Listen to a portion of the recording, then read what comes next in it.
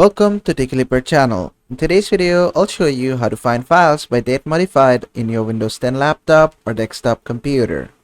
Now, at first, just go ahead and open the folder in your file explorer. In the folder, you want to change the date modified. So to do that, just click on this. It's gonna modify the date and sort it by the modification date. And if you want to search any file by the modification date, what you need to do is come here on the top right side, and in the search just type date modified and then just put a clone, and then you can just select the date of whichever day you want. You can select today, yesterday, this week, last week, this month, this year, last year, whatever you want. Just select it from here and you'll find the files from that exact date. And basically that is how to search files by date modification in your Windows 10 laptop or desktop computer. I hope this video was helpful. If it was, please give it a thumbs up and don't forget to subscribe.